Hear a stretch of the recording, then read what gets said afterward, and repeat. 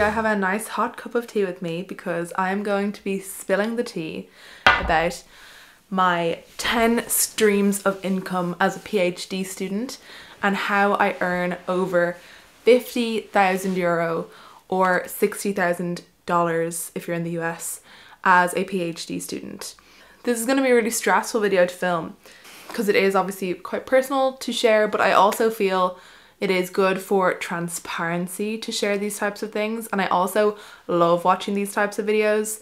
Another PhD student YouTuber from the channel The Redhead Academic recently made a similar video and I literally ate it up because I love those types of videos, so be sure to check out Kaylin's video. I will have it linked down below. If you are new here, my name is Kira. I'm a third year PhD student in computer science based in Dublin, Ireland. So I'm going to be going through each of the different income streams and how much I make in each of them. The only one that I'm not really supposed to say how much I made is to do with sponsorships, so I'm going to be putting that into the same category as affiliates and just giving an overall sum amongst like all affiliates and sponsorships so that you'll get a sense of what I'm earning from that, but not saying how much I make from specific companies because I'm not supposed to do that. Other than that though, you'll get a total sense of how much I make in each of those categories. The way that I'm going to order these is not going to be in order of like highest earnings to lowest earnings.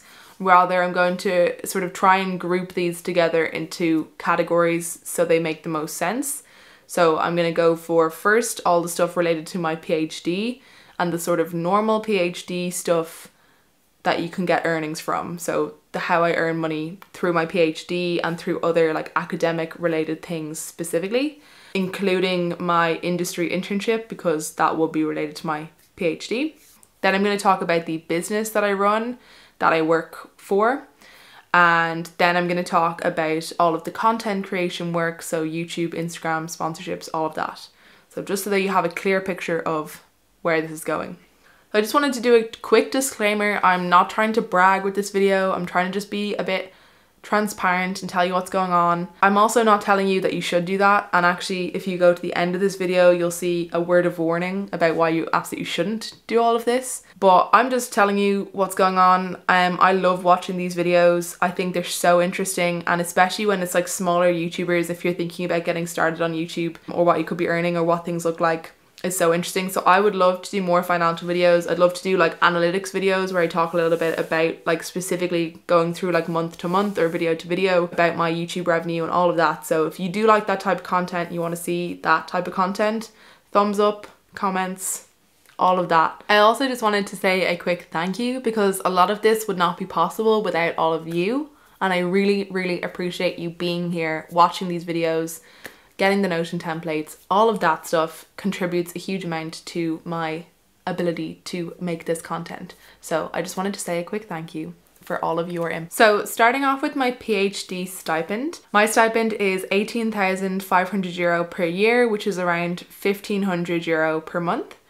And it is a tax-free scholarship. So that basically means that I don't have to take any tax off of that. No tax will be taken off that. But I suppose bearing in mind if there was tax on it, like, and that was my only income, my tax credits would just about cover that per hour. If it was like 40-hour work week, it is like just less than minimum wage because minimum wage in Ireland is over 10 euro. And I suppose trying to keep that in mind with like cost of living in Dublin, typically people are paying somewhere between 800 and 1,000, maybe 1,200 euro per month for rent. There is a big housing crisis in Ireland at the moment, so it is pretty hard trying to find somewhere to live.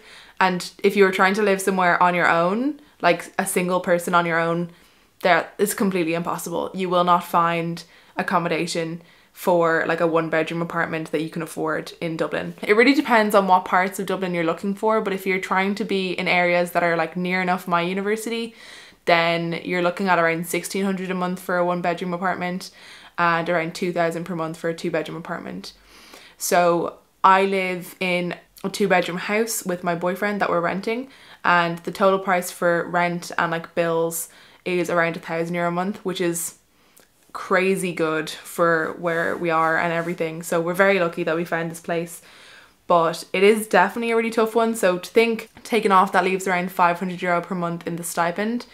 And like certain things that like are, you know, normal enough essential healthcare and stuff like that, food, all of that. At the moment I'm going to a counsellor, which I'm spending around €250 a month on, so that would already just leave me with €250, and that's just not on. Like, it's just, there's no way to live on that. So there's ways to earn money in your university typically to earn on top of that. It really depends on what type of PhD program you're in. I know lots of other people with PhD programs, they'll have to do teaching hours as part of their stipend, and even some people in my university who are non-EU students, because their fees are higher, they're actually asked to do, I think, 3 or 6 hours for free of teaching hours. So that sort of limits the amount that they can then earn, and that's a big problem as well, because you're only really meant to do, I think, up to 9. So if you've already got 6 of those being unpaid, then that doesn't really leave many else. And as well, a lot of students who are non-EU will have a cap on the amount of hours they can work during school time. So with a student visa, you can work, I think, 15 or 20 hours a week while you're studying. And in the summer, I think you can work full time, but it definitely does limit people a lot. So to think about like the travel expenses of getting here and the cost of living, I just think it's really difficult on the stipends. And at the same time, like, I have to be obviously so grateful for the stipend, because there's no way I'd be able to do a PhD without it. I don't know how people pay for their own PhDs, unless you're like, you know, you've worked for a number of years and you're coming back to do one. That's kind of different.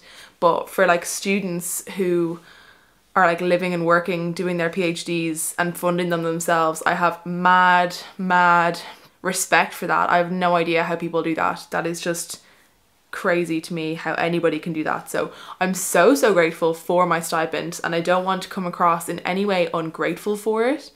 It's just that if it was to be the only source of income, like, I would not have been able to move out of my family home.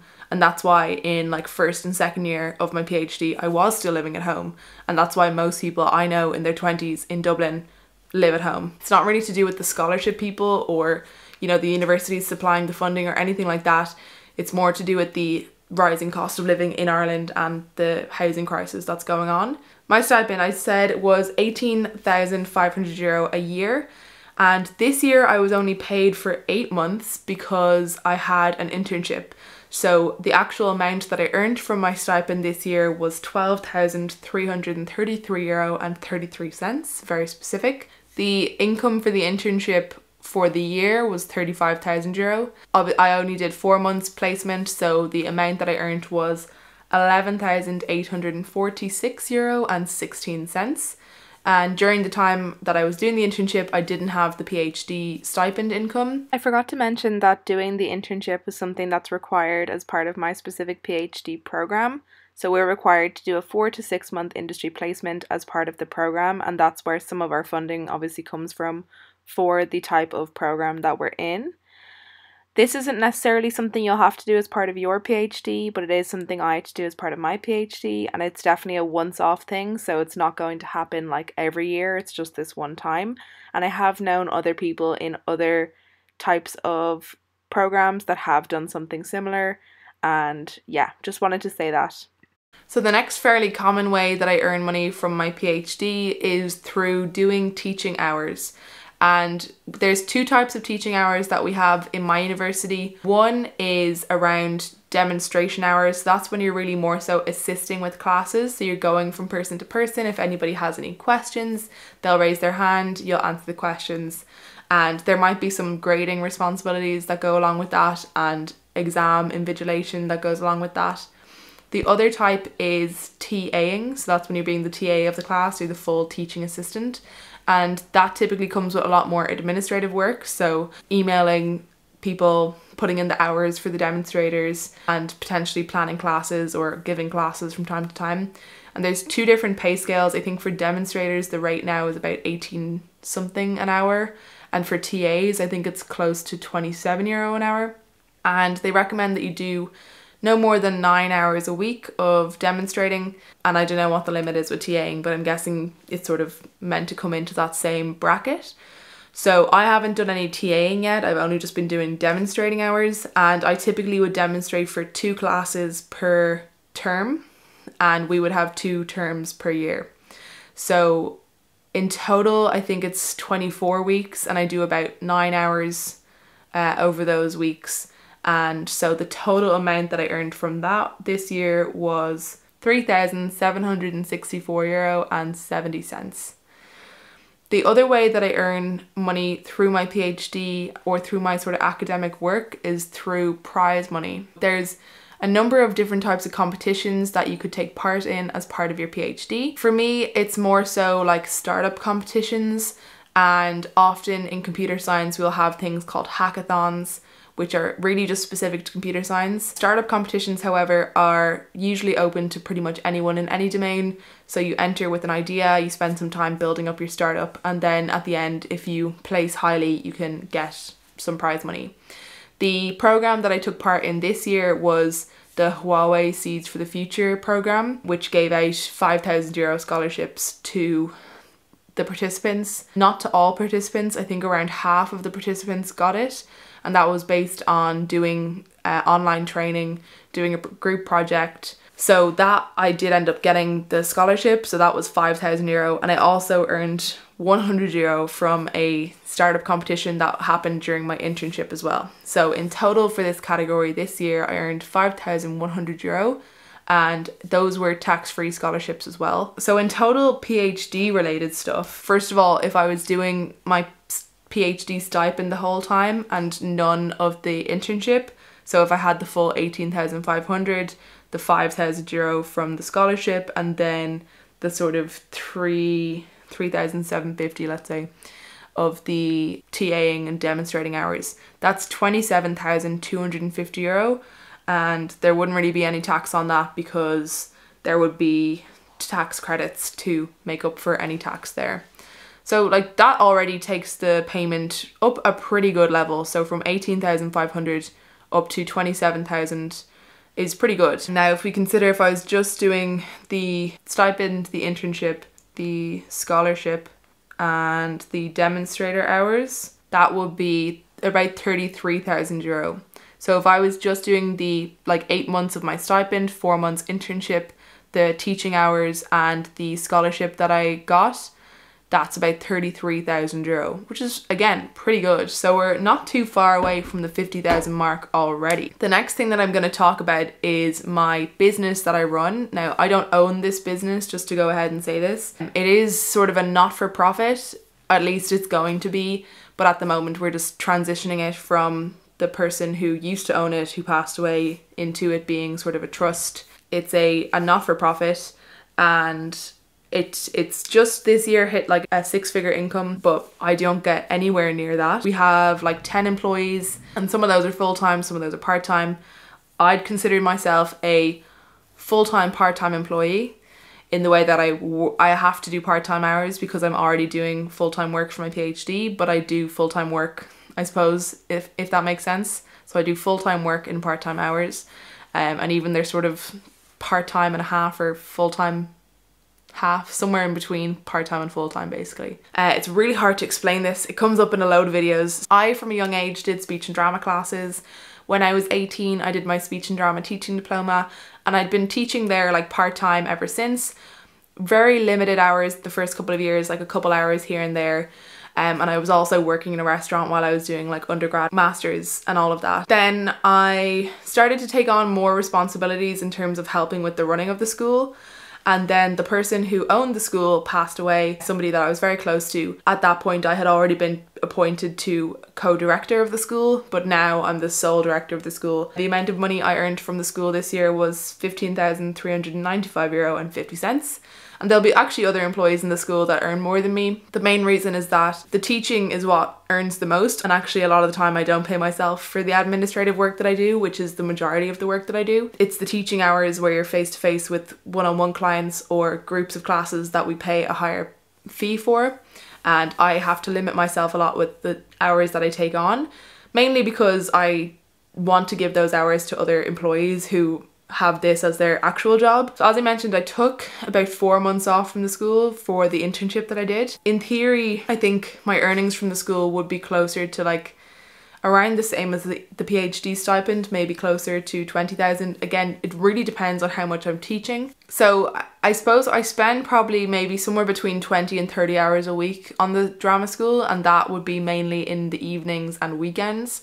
Sometimes there'll be things that dip into the workday, and that's what I really like about the PhD work being so flexible, that if there's a day where I end up having to do drama school work, I can make up my PhD work in the evening or at the weekend if I have to. And that was one thing I found really hard during my internship time, was not being able to get that time to do the drama school work. Okay, so the total that we're at now, if we add from our nearly 33,000, but so now we're on a little bit over 48,000 euro now, very near the 50,000 euro mark. So let's move on to all of the content creation work and the income that's associated with that. So as you might know, being here, I have a YouTube channel, shock, and I'm part of the YouTube partner program, which basically means that I can earn money through ads and other things. First of all, ads revenue and YouTube premium revenue. To be in the YouTube partner program, you need to reach 1,000 subscribers and 4,000 hours of watch time. So basically, people need to have watched your content for like 250,000 minutes basically. And that's definitely a hard thing to get to. It took me around 6 months, and it can take a really, really long time to get there, and it's hard not to get disheartened in the process. So I've been monetized on YouTube for about 18 months. I earn probably a steady income of around 250 euro a month, I'd say, from ads and channel memberships and everything like that. So one income source from this is the YouTube ad revenue. So in total, up until this point, I don't know what I'll be earning for the rest of the month. We've still got about 20 days, 21 days or 22 days, I don't know. But I can sort of guess. So right now I've earned 2,232 euro and 82 cents. And I think because I'm publishing more, it's likely that that'll be in total 2,500 euro by the end of this month. I've earned 289 euro and 98 cents, and that's probably only going to be 300 euro in total from channel memberships. So channel memberships is the sort of second revenue stream there, which is all of the lovely people who put in a little bit of money every month to support the channel. So you'll see that there is somewhere down below, it says join, and that's what people do, and that's the kindest thing ever. It's basically the same as Patreon, it's just through YouTube. But anyways, so that's from anyone who's a channel member, or if you use the little stickers that's in the live chats, or the like thank you button that's like down below somewhere. So anything like that, the total amount I've earned this year is, and probably will be, close to 300 euro. Then in terms of sponsorships and affiliates, so these are two separate revenue streams. So sponsorships are where a company has actually paid for a sponsored ad in the video, or a fully sponsored video, or a sponsored Instagram post. And just to shout out, I do have a new Instagram at PhD and Productivity, and I just had my first sponsorship this month. Delightful time, it really was. And that, funnily enough, was through my Instagram account, which only had at the time like 2,000 followers. And it was just really funny because here I am with this like 16,000 subscribers on YouTube, thinking that that'd be my first sort of sponsorship. But it's definitely harder to get sponsors that you really like on YouTube, because like it takes a lot more effort to make YouTube videos than Instagram posts, in my opinion, from my experience. And they get seen by less people. So they cost more and the value appears less, because I might only get like 1,000 views on a video, but a lot of the time those views are worth a lot more than the views you get on Instagram, because somebody scrolling past something who sees something for a second isn't as likely to pay for a product as they are from watching a whole video where I've talked to you about it and actually really shared my feedback on it. There's sort of different pricings there. So I'd say for things it could be between 200 euro and 1,000 euro for sponsorships, and a bit less for an Instagram post if it's a single post or something like that. And I'm only just getting started with this. It is something I'd like to do more next year, and like there's a load of brands that I would love to work with. It's just about sort of gaining the confidence with it, and I'd need to sort of put together a more professional looking sort of rap sheet of what I can offer. I think definitely since I've been doing reasonably well on Instagram and getting some like viral-ish reels, that's definitely helped with my Instagram account. And like obviously my YouTube channel is somewhat established, but it's just about finding brands that I really like to work with. So affiliates then are slightly different. You'll see from time to time I'll post like a video with an affiliate link. So for example, my videos about Canva they have down below an affiliate link to Canva Premium. And that means if anybody signs up to Canva Premium having clicked the link that I shared, I will get a small commission from that. And so Canva don't sponsor any of my videos yet. Putting that out there, Canva, come on. But I do have an affiliate connection.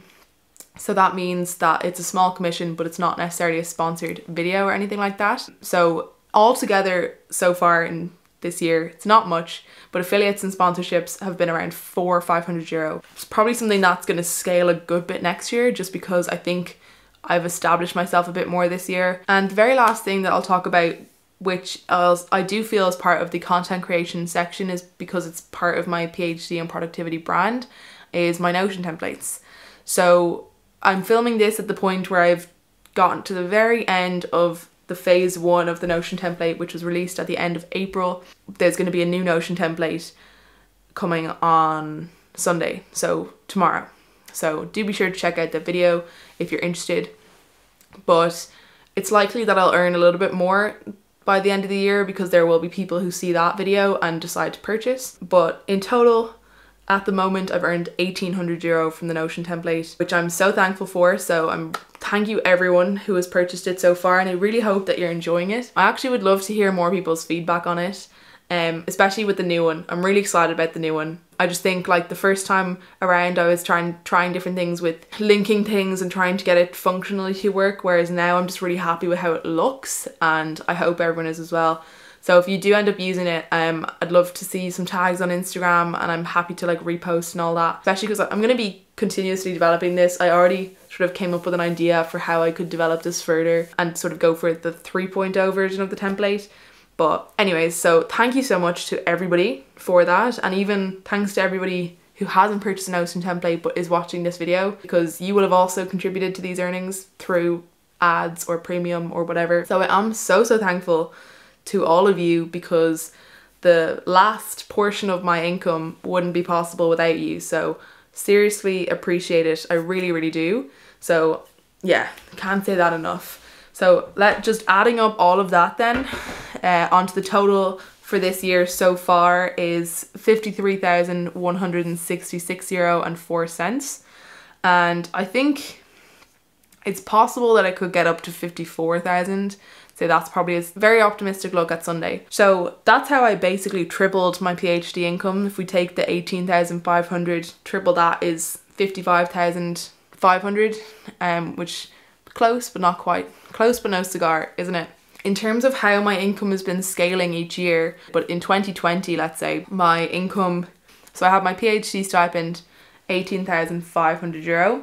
I earned a solid €1,000 from YouTube. So if we think about that, it's gone up like 5-fold in this year. So if that could happen again next year, that would be absolutely feckin' wonderful. That really would. And then I earned around, again, the same sort of 3,500 from teaching hours. And lastly, I think I earned around €10,000 from the drama school. So I think I had around double my PhD income that year. I suppose let's just talk about some cons to all of this, some caveats. I work probably 70 or 80 hours a week on all of this stuff. Now, I do obviously really enjoy the majority of what I do, so for me it's not really a complaint. I do really like working, but there's obviously times where I just would rather not, and I find it really hard to be able to take a complete break from things. I haven't had more than 3 consecutive days off since last June.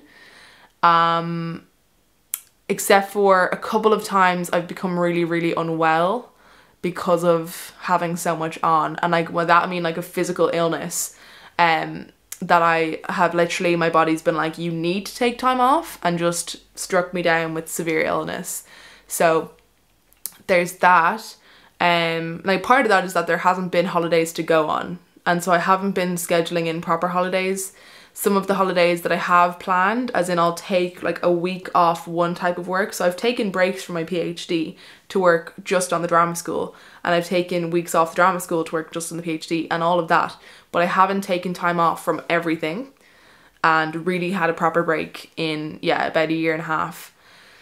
So there's that. So if you're thinking that you want to do stuff like this, just bear that in mind. It's really not for everybody. I wouldn't recommend it to people. I'd recommend doing one of those things. Maybe pick one of the things that I talked about in this video and do that. But don't do all 3 different categories of things that I do.